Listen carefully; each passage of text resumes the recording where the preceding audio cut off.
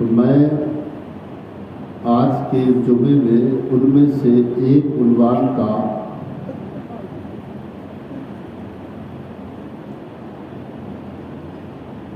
معلوم کر کے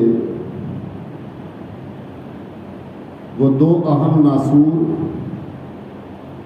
ایک مسلم لڑکیوں کا ارتداد کی طرف بڑھتا رجحانات، مسلم لڑکیوں کا ارتداد کی طرف بڑھتا رجحان اور اس کے اسباب و تدارک اور اس کا سبب و علاج، اور دوسرا مسلم معاشرے میں طلاق کے بڑھتے رجحانات۔ تو میں نے جو آیت کریمہ سورہ بقرہ کی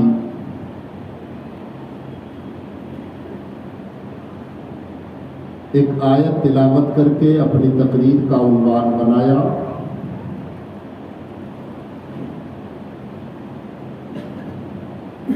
قرآن فرماتا ہے الطلاق مرتان فإمساک بمعروف او تسریح بإحسان۔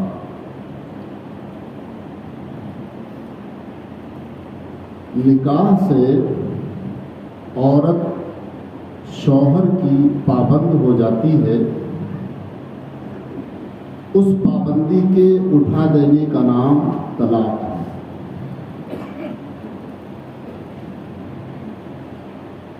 طلاق دینا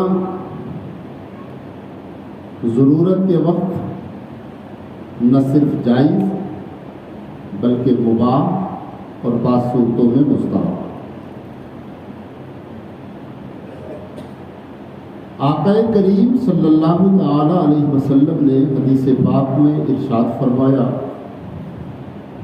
کہ اللہ کو تمام جائز چیزوں میں سب سے زیادہ ناپسند اگر کوئی چیز ہے تو وہ ایک مسلمان مرد کا ایک مسلمان عورت کو طلاق ہے۔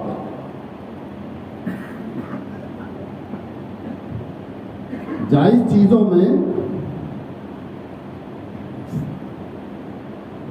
اب غض المباحات کے نام سے مباح چیزوں میں ظاہر ہے کہ مباح جو ہے اس فعل کو کہتے ہیں، یہ بات یاد رکھے، میں اس کی تعریف کیے دیتا ہوں۔ مباح وہ فعل ہے کہ جس کے کرنے کا کوئی ثواب نہیں اور جس کے چھوڑنے پر کوئی گناہ نہیں۔ مستحب وہ فعل ہے کہ جس کے کرنے پر ثواب ہے، چھوڑنے پر کوئی گناہ، بولو چھوڑنے پر کوئی گناہ۔ تو اب غض المباحات کا لفظ حدیثوں میں طلاق کے لیے استعمال ہوا کہ تمام مباح چیزوں میں، یعنی جن کے کرنے کو رب نے جو ہے اجازت دی ہے، آپ اگر کریں تو اس پہ ثواب بھی نہیں ملے گا، اس کو چھوڑ دیں تو آپ گناہ گار بھی نہیں۔ ایسا کام اور ایسا فعل مباح کہلاتا ہے کہ جس کے کرنے پر کوئی ثواب نہ ہو، جس کے چھوڑنے پر کوئی گناہ نہ ہو۔ جیسے عمدہ کھانے کھانا، سمجھ رہے ہیں آپ؟ کوئی چکن رولز کھا رہا ہے، کوئی مٹن رولز کھا رہا ہے، کوئی مطلب یہ ہے کہ چکن بریانی بنا رہا ہے، کوئی فلاں۔ تو عمدہ کھانے کھانا یہ مباح فعل ہے کہ اس کے کھانے پر کوئی ثواب نہیں، اور اگر آپ عمدہ کھانے کھانا چھوڑ دیں تو کوئی گناہ نہیں۔ لیکن کھانا آپ عمدہ کھائیں یا نارمل کھائیں، پر کھائیں اپنی مقدار اور اپنی حیثیت کے مطابق ہی۔ سمجھ رہے ہیں آپ؟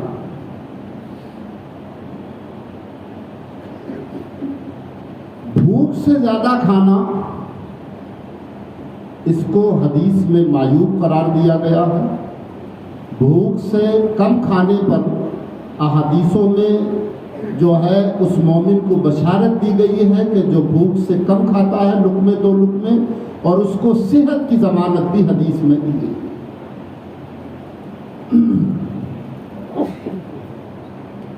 آپ کی اگر 4 روٹیوں کی خوراک ہے تو آپ گھر میں اگر 4 کھاتے ہیں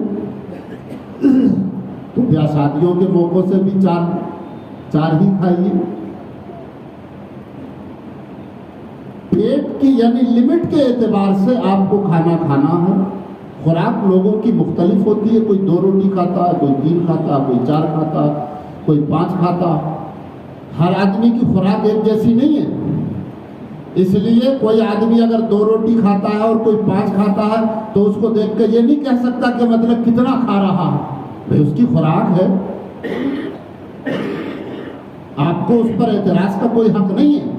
ہاں اگر وہ اپنی خوراک سے زیادہ کھا رہا ہے تو پھر وہ خود گناہگار ہے، اور اس کا خمیازہ اس کو اس شکل میں اٹھانا پڑے گا کہ یا تو اس کا پیٹ خراب ہو جائے گا اور یا اس کی صحت خراب ہو جائے گی۔ تو یہ مباح ہے۔ اور ابغض المباحات طلاق، یعنی تمام مباح کاموں میں سب سے زیادہ ناپسند رب کو اگر کوئی کام ہے تو وہ طلاق دینا۔ آج ذرا سی باتوں کو لے کر کے لوگ پتنگڑے بنا لیتے ہیں اور اس کو اتنا طول دے دیتے ہیں کہ نوبت طلاق تک پہنچ جاتی ہے۔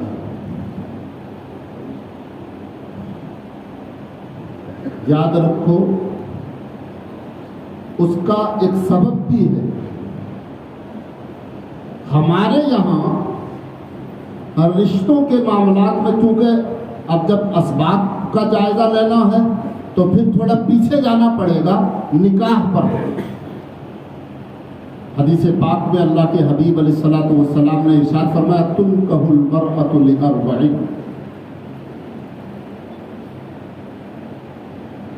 کیا فرمایا؟ تنکح المرأۃ لأربع، عورت سے 4 چیزوں کی وجہ سے نکاح کیا جاتا۔ کتنی وجہ سے؟ 4 چیزوں کی وجہ سے۔ سمجھ رہے ہیں آپ؟ لمالہا ولحسبہا ولجمالہا ولدینہا، کتنے ہو گئے یہ؟ 4۔ فاظفر لذات الدین، آقا نے آخر میں فیصلہ سنا دیا، فرمایا 4 چیزوں کی وجہ سے عورت سے نکاح کیا جاتا ہے، لجمالہا ولمالہا، مالداری کی وجہ سے۔ عورت کے پاس بہت سا مال و دولت ہے تو نیت ٹپک رہی ہے کہ اگر اس کے ساتھ نکاح ہو جائے تو یہ سارا مال و دولت میرا ہو جائے گا، میرے قبضے میں آ جائے گا۔ سمجھ رہے ہیں آپ؟ لمالہا ولجمالہا، یہ عورت حسین و جمیل ہے، اس کے حسن و جمال کی وجہ سے کسی کی نیت یہ ہو رہی ہے کہ اس سے نکاح کر لوں میں۔ سمجھ رہے ہیں آپ؟ یا لحسبہا، کوئی خاندان اچھا ہے، اعلیٰ ہے، کر و فر والا ہے، سمجھ رہے ہیں آپ، بات والا ہے، آدمیوں والا ہے، اور کوئی شخص یہ چاہتا ہے کہ اس خاندان سے میرا رشتہ مناکحت ہو جائے کہ میں اس خاندان سے جڑ کر جو ہے میں بھی ان کی عزتوں اور عظمتوں کا شریک بن جاؤں۔ اور کوئی جو ہے عورت دیندار ہے، عورت کیا ہے؟ مال اس کے پاس نہیں ہے، حسن و جمال اس کے پاس نہیں ہے، اعلیٰ خاندانی شرافت اس کے پاس نہیں ہے، لیکن دین ہے اس کے پاس۔ کیا ہے اس کے پاس؟ دین ہے اس کے پاس۔ تو اگر کوئی اس نیت سے نکاح کر رہا ہے کہ مال نہیں ہے، کوئی بات نہیں، حسن و جمال نہیں ہے، کوئی بات نہیں، اعلیٰ شرافت و خاندانی وجاہت نہیں ہے، کوئی بات نہیں، لیکن جو سب سے ہائی کوالٹی کی چیز ہے جس کا نام دین ہے وہ تو اس کے پاس ہے، اور اس نے صرف دیندار عورت سے نکاح کر لیا اس نیت سے کہ اس کے دین سے میں بھی کچھ فیض حاصل کروں گا اور اللہ تعالیٰ اس کے دین کی برکت سے میرا بھی تحفظ فرمائے گا اور مجھے بھی دیندار اور ایماندار بنائے گا۔ آقا کریم صلی اللہ علیہ وسلم نے فرمایا جب 4 چیزیں ہیں تو اب مسلمانوں کو حکم کیا ہے کہ تمہیں کس کو پسند کرنا ہے، تمہیں کس کو چننا ہے؟ تو جمال والی کو نہیں کہا سرکار نے، مال والی کو نہیں کہا سرکار نے، اعلیٰ خاندانی شرافت والی کو نہیں کہا سرکار نے، بلکہ فرمایا فاظفر بذات الدین۔ 4 عورتوں کے نکاح کا پیغام تمہارے پاس آئے، ایک حسن و جمال کی وجہ سے پیغام نکاح دے، کسی عورت کے حسن و جمال کی وجہ سے تمہیں نکاح کا پیغام دیا گیا ہو، کسی عورت کی اعلیٰ خاندانی شرافت و وجاہت کی بنیاد پر تمہیں نکاح کا پیغام دیا گیا ہو، کسی عورت کی مالداری کی بنیاد پر تمہیں نکاح کا پیغام دیا گیا ہو، اور ایک کسی عورت کی دینداری کی بنیاد پر تمہیں نکاح کا پیغام دیا گیا ہو۔ جب 4 مختلف عورتوں کے پیغام نکاح آئے تو اس وقت ایک مومن کی ذمہ داری کیا بنتی ہے؟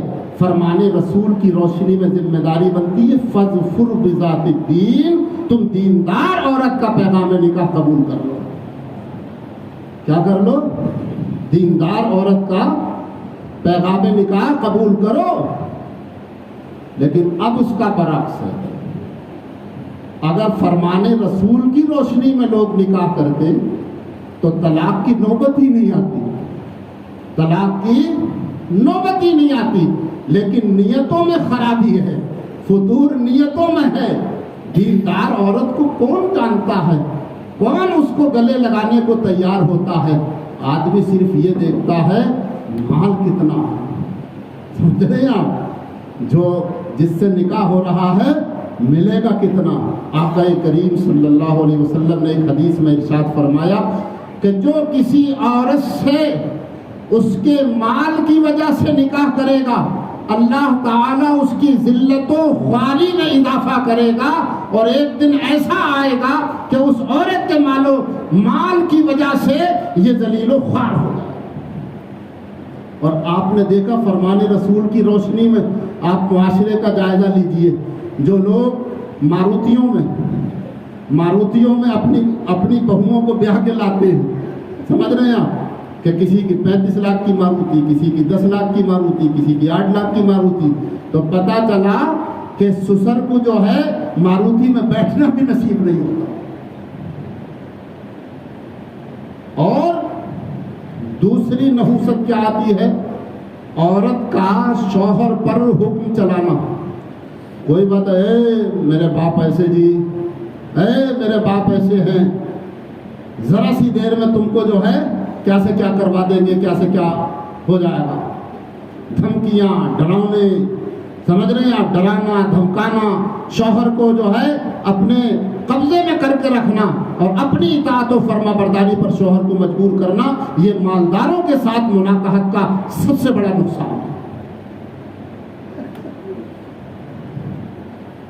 آقا کریم کے قرآن کریم میں اللہ تبارک و تعالیٰ نے ارشاد فرمایا وَأَنكِحُوا الْأَيَامَ مِنكُمْ وَالصَّالِحِينَ مِنْ عِبَادِكُمْ إِنْ يَكُونُوا فُقَرَاءَ يُغْنِهِمُ اللَّهُ مِنْ فَضْلِهِ۔ نکاح کر دو ان کا جو تم میں بے نکاحے ہو، نکاح کر دو ان کا۔ سمجھ میں آ رہی ہے میری بات؟ نہیں، زور سے بولو ذرا۔ نکاح کر دو ان کا جو تم میں بے نکاحے ہو۔ وَأَنكِحُوا الْأَيَامَ مِنكُمْ وَالصَّالِحِينَ مِنْ عِبَادِكُمْ، نکاح کر دو ان کا جو تم میں بے نکاحے ہوں۔ إِن يَكُونُوا فُقَرَاءَ، اگر وہ غریب ہوں گے، يُغْنِهِمُ اللَّهُ، اللہ انہیں اپنے فضل سے مالدار کر دے گا، اللہ انہیں اپنے فضل سے مالدار کر دے گا۔ نکاح کر دو، عورت کا مال نہ دیکھو۔ شوہر اگر غریب ہے تو یہ نہ دیکھو، کیونکہ اللہ نے وعدہ فرمایا ہے نکاح تو کرو آپس میں۔ حضرت سیدنا غوث اعظم رضی اللہ تعالیٰ عنہ نے اپنی کتاب الغنیۃ لطالب طریق الحق کے اندر یہ حدیث لکھی، اور میں جو ہے مشکات میں بھی یہ حدیث ہے۔ آقا کریم صلی اللہ علیہ وسلم نے ارشاد فرمایا کہ نکاح سے بڑھ کر میں نے انسان کو مالدار کرنے والی چیز کوئی دوسری نہیں دی۔ نکاح جو ہے یہ غربت سے کیا کرتا ہے؟ چھٹکارا دلاتا ہے اور آدمی کو مال کی طرف لے جاتا ہے، بشرطے کہ نیت صاف ہو اور نیت میں اخلاص ہو۔ اب 4 چیزوں کی وجہ سے نکاح کرنے کا حکم، 4 چیزوں کی وجہ سے نکاح کیا جاتا تھا، وہاں حکم دیا دیندار عورت کو اختیار کرو، مال والی کو اختیار، حسن و جمال والی کو اختیار، حسب و نسب والی کو اختیار۔ ہاں چاروں خوبیاں اگر کسی عورت میں ہوں، لیکن اگر اس کے پاس حسن و جمال بھی ہے، اس کے پاس مال بھی ہے، اس کے پاس اعلیٰ خاندانی شرافت بھی ہے اور اس کے پاس دینداری بھی ہے، تو تمہاری نیت ان 3 چیزوں کی طرف نہ ہو، اس کی دینداری کی طرف اگر ہو، اور اس عورت سے اس کی دینداری کی وجہ سے اگر نکاح کرو گے تو اللہ تبارک و تعالی تمہیں اس کے چاروں وصف سے نفع عطا فرمائے گا۔ مال بھی تمہیں دین کے صدقے مل جائے گا، تمہیں حسن و جمال بھی مل جائے گا اور تمہیں اعلیٰ خاندانی شرافت بھی مل جائے گی، لیکن نیت تمہاری اس کے دین کی طرف ہو۔ اب کیسے پتہ چلے؟ تو جب شادی ہو کر آتی ہے تو پتہ یہاں سے چلتا ہے۔ شادی ہو کر آتی ہے، عصر کا وقت ہے، دلہن نے نماز پڑھی کہ نہیں پڑھی، گھر والوں میں کوئی نہیں پوچھتا۔ بتاؤ کون پوچھتا؟ نہ شوہر کو اس بات کا احساس ہے کہ دلہن بیوی نے نماز پڑھی کہ نہیں پڑھی،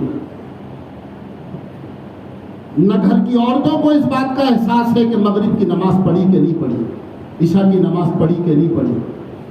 سمجھ رہے ہیں آپ؟ کسی گھر والے کو اس بات کا احساس نہیں ہے، کسی رشتہ دار کو اس بات کا احساس نہیں ہے۔ عورتیں کیا دیکھتی ہیں؟ زیور کتنا پہنے ہوئے، کیا کیا سوٹ کون سا پہنے ہے، میک اپ کیسا کیے ہوئے ہے، فلاں کیسا ہے، یہ کیسا ہے، وہ کیسا۔ جو اصل چیز تھی سب کی نظروں سے ہو جاتی، اور جو سب نقالی بناوٹی مصنوعات تھی سب کا دھیان، سب کی نظر اس کی طرف۔ یہ کیسی دینداری ہے؟ شوہر اگر عصر کی نماز پڑھنے آیا تو جس دن جو ہے نکاح ہوا اس دن سے ذمہ داری شوہر کی بن گئی۔ اس نے جا کے کیوں نہیں پوچھا کہ بیوی نے عصر کی نماز پڑھی کہ نہیں پڑھی، مغرب کی پڑھی کہ نہیں پڑھی، عشاء کی پڑھی کہ نہیں پڑھی؟ کیونکہ نماز کا نہ پڑھنا طلاق کے اسباب میں سے ایک ہے۔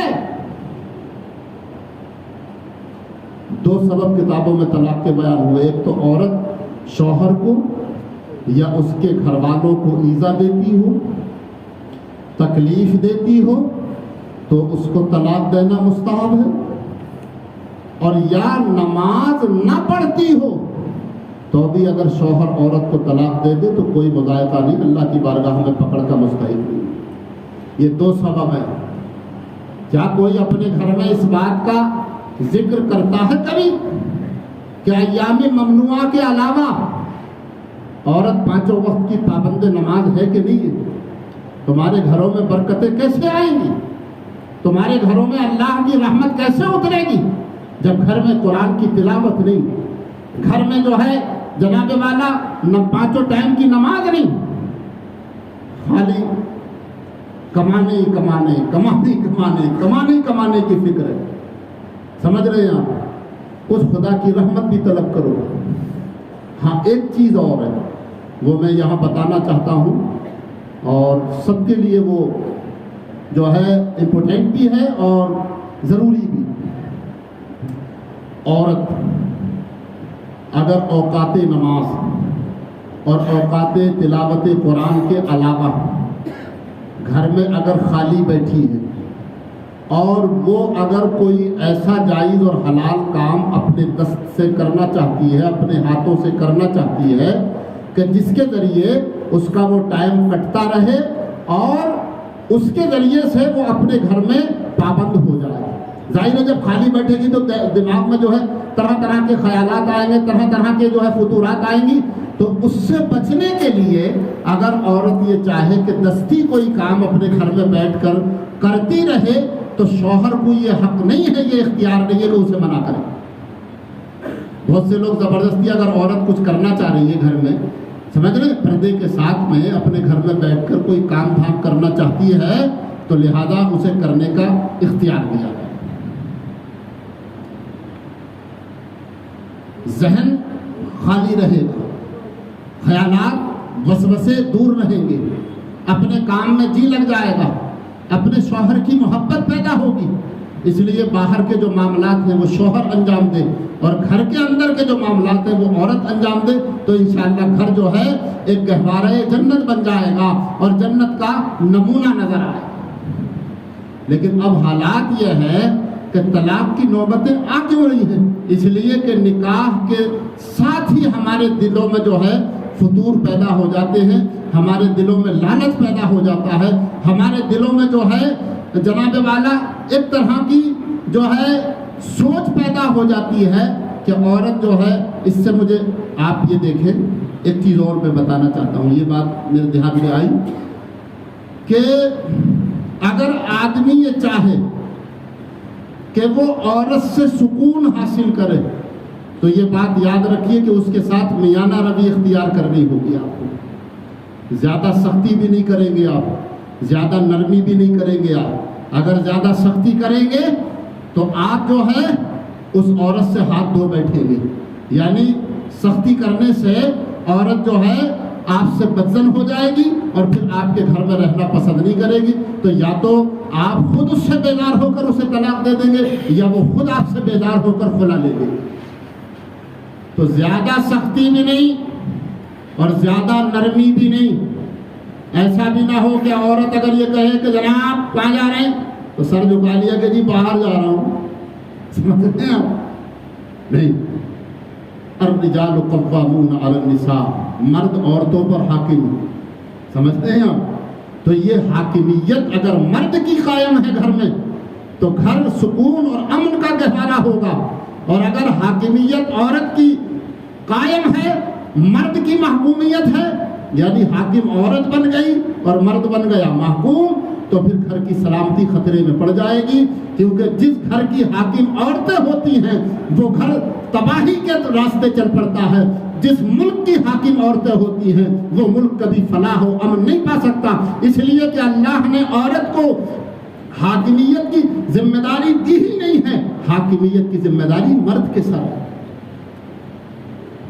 اس لیے آقا کریم صلی اللہ علیہ وسلم نے اپنے صحابہ سے ارشاد فرمایا، اے میرے صحابہ، عورتوں کے ساتھ میانہ روی اختیار کرو، یعنی درمیانی حالت اختیار کرو، نہ زیادہ سختی کرو نہ زیادہ نرمی کرو۔ سختی کرو گے تو عورت پسلی سے پیدا کی ہوئی، آپ نے فرمایا کہ عورت کیا ہے؟ پسلی سے پیدا کی گئی ہے اور پسلی ٹیڑھی ہوتی ہے، اگر اسے ایسے ہی چھوڑ دو گے تو ٹیڑھی کی ٹیڑھی ہی رہے گی، اور اگر اسے بالکل سیدھا کرنے کی کوشش کرو گے تو پھر بجائے سیدھا ہونے کے ٹوٹ جائے گی، اور یہ ٹوٹنا ہی طلاق۔ اس لیے جو لوگ سمجھدار عقل مند ہیں وہ اپنی عورتوں سے، ہاں یہ بھی آقا کریم صلی اللہ علیہ وسلم نے حدیث میں ارشاد فرمایا کہ اگر کسی کو اپنی عورت کی کوئی بات ناپسند ہو تو اس کو برداشت کرے اور اس کی اس خوبی پر نظر کرے کہ جو اس کو پسند ہو۔ معاشرہ جو ہے ایسے ہی چلے گا، ایسے ہی معاشرہ جو ہے امن کا گہوارہ ہوگا۔ اپنے گھروں میں اپنی بچیوں کو دین پڑھاؤ، اپنے بچوں کو دین پڑھاؤ، لیکن اب حال یہ ہے کہ دین تو دین، ہمارے بچے تو قرآن بھی پڑھنے کے روادار نہیں ہیں۔ ہم تو چھوٹا سا بچہ ہوا تو بجائے قرآن پڑھانے کو اس کو کام پہ لگا دیا۔ ابھی دین ہی جب نہیں سکھاؤ گے اپنے بچوں کو تو گھروں میں امن اور سکون کیسے آئے گا؟ رسول اللہ کی حدیث ہی جب نہیں جانے ہوئے تو کیسے پتہ چلے گا؟ آقا کریم صلی اللہ علیہ وسلم نے 11 ازواج مطہرات کے ساتھ بیک وقت کیسا سلوک فرمایا کہ کبھی کسی کو جو ہے آپس میں بھی شکر رنجی کی نوبت نہیں آئی، اور کبھی آقا کریم صلی اللہ علیہ وسلم سے شکایت کی بھی نوبت نہیں آئی۔ حضرت انس رضی اللہ تعالیٰ عنہ جو سفر و حضر کے خادم ہیں رسول اللہ صلی اللہ علیہ وسلم کے، آپ فرماتے ہیں آقا کریم صلی اللہ علیہ وسلم کا اخلاق یہ تھا کہ میں 11 سال تک سرکار کے سفر و حضر میں ساتھ رہا، لیکن ایک بار بھی سرکار نے جو ہے مجھے ڈانٹا نہیں، یعنی ایسی نوبت ہی نہیں آئی کہ سرکار مجھے ڈانٹ دے۔ اب بتائیں، تو کچھ اپنے اخلاق بھی درست کرنے ہوں گے، کچھ اپنے احوال بھی درست کرنے ہوں گے۔ یقیناً عورتوں کو بالکل مکمل ذمہ دار نہیں ٹھہرایا جا سکتا، اس کی ذمہ داری مردوں کے سر بھی ہے۔ آپ حاکم ہیں، آپ اپنے گھر کے ذمہ دار ہیں، آپ اپنے گھر کے سرپرست ہیں، یہ آپ کی ذمہ داری ہے کہ اپنا گھر آپ کیسے چلائیں گے۔ یاد رکھو، نئی آنے والی عورت آپ کے تابع ہے، آپ کے گھر والوں کے تابع ہے۔ جیسا آپ کا اخلاق، آپ کا کردار، آپ کا معیار دیکھے گی وہ، ویسے ہی اسی ماحول، اسی معیار، اسی کردار، اسی گفتار میں ڈھل جائے گی۔ اگر آپ کے گھر کا ماحول اچھا نہیں ہوگا تو اس کا ماحول اچھا نہیں ہو سکتا۔ آپ کو اگر آنے والی کا ماحول اچھا کرنا ہے تو اپنے گھر کے ماحول کو درست کیجیے۔ مردوں کی حاکمیت برقرار رہے، عورتوں کی محکومیت رہے، عورتیں گھروں میں رہیں، مرد باہر کے کام سنبھالیں، عورتیں گھر کے کام سنبھالیں، تو انشاءاللہ نہ مرد کو عورت سے کوئی شکایت ہوگی، نہ عورت کو مرد سے کوئی شکایت، اور پھر اس کی نوبت نہیں آئے گی۔ آج بیٹیوں کی بیجا حمایت بھی طلاق کی نوبت تک پہنچا دیتی ہے۔ سمجھ رہے ہیں آپ، بیٹی کی غلطی ہے پھر بھی داماد ہی قصوروار ہے، بیٹی کی غلطی ہے پھر بھی مطلب یہ ہے کہ داماد کے گھر والے ہی قصوروار ہیں۔ تو بیٹیوں کی بیجا حمایت بھی طلاقوں کا سبب بن رہی ہے آج، کیونکہ ماں باپ جو ہے بیٹیوں کی بیجا حمایت، ہیں ہماری بیٹی کو ایسے کہتی ہوں، ہماری بیٹی کو، ارے کہہ دیا تو کیا بات ہے، شوہر ہے اس کا، اس کو حق ہے، شوہر کے گھر والے ہیں، ان کا بھی آخر اتنا حق ہے کہ آپ، آج کل کیا ہے، ایک تو یہ آنے کے بعد ہی اس نے کہا میں صرف آپ کی روٹی پکاؤں گا، صرف آپ پہ کپڑے دھوؤں گی، صرف آپ کا کام کر، کیوں بھائی؟ جب شوہر سب کے ساتھ ہے تو آپ اگر کرنا بھی چاہتی ہیں تو کم سے کم زبان سے تو نہ کہیں، سمجھ رہے، سب سے اچھے اخلاق سے پیش آئیں، اچھے ماحول میں رہیں، اچھے کردار سے پیش آئیں۔ آپ کا کردار ہی آپ کے مقام کو متعین کرنے کے لیے جو ہے ضروری ہوگا کہ آپ کس مقام کی متحمل ہیں اور کیا آپ کا مقام ہے۔ اخلاق، معیار، کردار اور گفتار سے آدمی جانا جاتا ہے کہ وہ کس معیار کا اور کس نہج کا اور کس منزل کا آدمی ہے۔ اگر آپ کا اخلاق اچھا نہیں، آپ کا کردار اچھا نہیں، آپ کا معیار اچھا نہیں، تو کسی اچھی سوسائٹی میں آپ بیٹھنے کے بھی لائق نہیں۔ اس لیے اپنے گھروں کے ماحول سدھارو، بیٹیوں کی بیجا حمایت نہ کرو۔ سب سے پہلے دونوں طرف کی بات سنو، اگر کسی طرح کا ایسا معاملہ آئے، اور اس کے بعد پھر اللہ تبارک و تعالیٰ سے رات کو تہجد پڑھ کے دعا کرو کہ مولا اس معاملے میں بالکل خالی الذہن ہوں، حق کی طرف میری رہنمائی فرما، جو حق ہو اس کی طرف میری رہنمائی فرما۔ اگر میری بیٹی کی غلطی ہے تو پروردگار کو مجھ پہ ظاہر کر، اور اگر بیٹی کے خلاف ظلم و ستم ہو رہا ہے اور اس کے گھر شوہر اور سسرال والوں کی اگر غلطیاں ہیں تو وہ بھی مجھ پہ ظاہر فرما، تاکہ کوئی حق کا میں ڈیسیژن لے سکوں۔ لیکن نہیں، اس پر کوئی معیار پر نہیں اترتا۔ ذرا ذرا سی باتوں میں طلاق کی نوبتیں آ جاتی ہیں، گھر کے گھر اجڑ جاتے ہیں۔ اس دن ادارہ شریعہ میں گیا تو میں نے دیکھا کہ فائلوں کی فائلیں بھری پڑی ہیں، سمجھ رہے ہیں آپ، فائلوں کی فائلیں، 10 کیس، 15 کیس جو ہے، 20 کیس ایک ایک دن میں آ رہے۔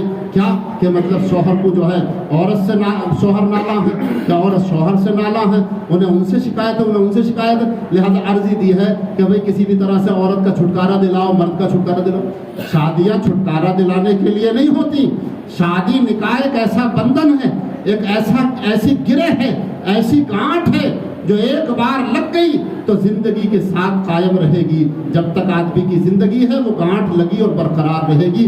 یہی سلیقہ، یہی شعور، یہی انسانیت ہے۔ آقا کریم صلی اللہ علیہ وسلم نے 11 ازواج مطہرات سے نکاح فرمائے، لیکن 11 ازواج مطہرات تھیں، سمجھ رہے ہیں آپ، لیکن کبھی کسی سے طلاق کی نوبت نہیں آئی۔ حضرت سودا رضی اللہ تعالی عنہا سے جو ہے آقا کریم نے ارادہ فرمایا تھا۔ حضرت سودا رضی اللہ تعالی عنہ نے کہا یا رسول اللہ، اگر آپ کا ارادہ ایسا ہے تو آپ مجھے طلاق نہ دیجئے، بلکہ میں اپنی باری ام المومنین حضرت عائشہ صدیقہ کو سونپ دیتی ہوں۔ آقا کریم صلی اللہ تعالی علیہ وسلم نے ان کو بھی طلاق نہیں دی۔ 11 ازواج مطہرات رکھنے کے بعد تمہارے نبی نے ایک کو بھی طلاق نہیں دی، اور تم سے ایک عورت گھر میں نہیں رکھی جا رہی ہے۔ بار بار جو ہے لڑائی ہے، جھگڑے ہیں، کسی سے کبھی لڑے نہیں، کسی سے کبھی جھگڑا نہیں ہوا۔ نبی کی سیرت اپنے بچوں کو پڑھاؤ، نبی کا کردار اپنے بچوں کو پڑھاؤ۔ لہذا ایک بیوی تم سے نہیں رکھی جا رہی ہے، ایک عورت تمہارے گھر میں رکنے کو تیار نہیں ہے۔ کیا کمی ہے؟ جہاں وہ کمی ہو رہی ہے، پانی جہاں سے مر رہا ہے، پہلے ان سوراخوں کو بند کرو۔ اگر لڑکی کے گھر والے اگر لڑکی کو بیجا چڑھا رہے ہیں تو ان کو بھی اخلاق اور مروت سے سمجھائیے کہ اب آپ کا یہ ٹائم نہیں ہے، اب آپ کا یہ وقت نہیں ہے، اب آپ کا یہ کام نہیں ہے۔ یہ اگر آپ کی بیٹی ہے تو اب ہماری بھی بیٹی ہے، اس کی دیکھ ریکھ، اس کا کرنا دھرنا، اس کے لیے ذمہ داریاں آپ کے ساتھ اب ہمارے سر بھی ہیں، اس لیے آپ اب اس سے بے فکر ہو جائیے۔ تو انشاءاللہ معاشرہ جو ہے گہوارہ بن جائے گا، طلاق کی نوبت نہیں آئے گی۔ 2 لاکھ لے لیے طلاق دے دی، 3 لاکھ لے لیے طلاق دے دی، 4 لاکھ لے لیے طلاق دے دی۔ لاکھ تو لے لیے، لیکن معاشرے میں جو بدنامی ہوتی ہے کیا وہ کم ہے کہ لوگ ہر ایک کی زبان پر یہ رہتا ہے کہ فلاں کی بیٹی کو طلاق ہوئی تھی، فلاں کی لڑکی کو طلاق۔ حالانکہ طلاق کوئی ایپ کی چیز نہیں ہے، لیکن اگر ضرورت کے تحت ہو تب۔ بے ضرورت اگر آپ طلاق لیں گے تو یقیناً عیب کی بات ہے، یقیناً آپ کے لیے شرم کی بات ہے۔ اس لیے اپنی بیٹیوں کی بیجا حمایت مت کیجیے، اپنی بیٹیوں کو دین پڑھائیے، اسلام پڑھائیے، رسول اللہ کی سیرت پڑھائیے، تو انشاءاللہ یہ نوبت نہیں آئے گی۔ رب کریم کی بارگاہ میں میری دعا ہے کہ مولا کائنات مسلم معاشرے کو پھر سے گہوارہ امن و سکون بنا دے، اور اللہ تبارک و تعالی مسلم امہ کو اتحاد اور اتفاق کے پلیٹ فارم پر جمع فرما دے۔